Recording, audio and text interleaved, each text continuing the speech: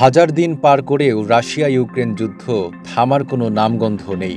এই যুদ্ধে প্রতিদিনই ব্যবহার হচ্ছে আরও শক্তিশালী ও ভয়ঙ্কর সব সামরিক প্রযুক্তি। এবার যুদ্ধের মাঠে দেখা গেল একেবারে নতুন ধরনের drone, fibre optic cable drone. রাশিয়ার সেনারা প্রথমে এই ড্রোন ব্যবহার শুরু করে নজরদারির কাজে, তবে এখন এই ড্রোনই হয়ে উঠেছে সরাসরি হামলার ভয়ঙ্কর অস্ত্র। আর এবার ইউক্রেনও এই প্রযুক্তি শিখে নিয়েছে এবং পাল্টা হামলায় ব্যবহার শুরু করেছে।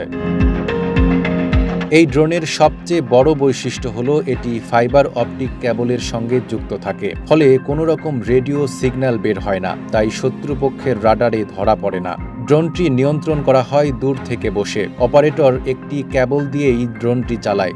এতে থাকে বিস্ফোরক, সঙ্গে ধারালো টাইটেনিয়াম ব্লেড। ওয়ালটন আবারও মিলিনিয়ার অফারে ওয়ালটন ফ্রিজ কিনে আপনিও হয়ে যেতে পারেন মিলিয়নিয়ার। মিলিনিয়ার ছড়াছড়ি দেশ জুড়ে, এটা শুধু ওয়ালটনই পারে।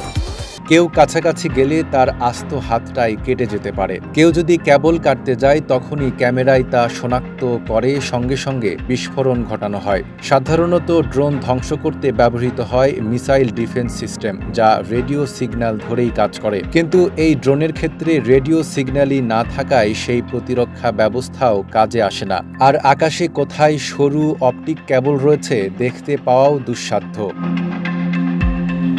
রুশ সেনারা এই ড্রোন পাঠাচ্ছে ইউক্রেনের সেনাঘাঁটি, শহরের গুরুত্বপূর্ণ ভবন কিংবা সামরিক গাড়ি লক্ষ্য করে। এখন ইউক্রেনের ন্যাশনাল গার্ডও একই কৌশল ব্যবহার করছে রুশ বাহিনীর বিরুদ্ধে। তবে এই ড্রোনের কিছু সীমাবদ্ধতাও আছে। কেবল নির্ভর হওয়ায় খুব বেশি দূরে যেতে পারে না, সর্বোচ্চ ৮০ কিলোমিটার পর্যন্ত। গাছ বা কোনো কিছুর সঙ্গে কেবল জড়িয়ে গেলে ড্রোন অকেজো হয়ে পড়ে।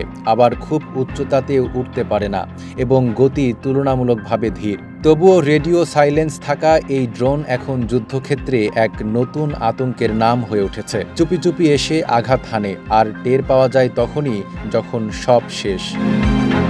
Desk report, Dhaka post.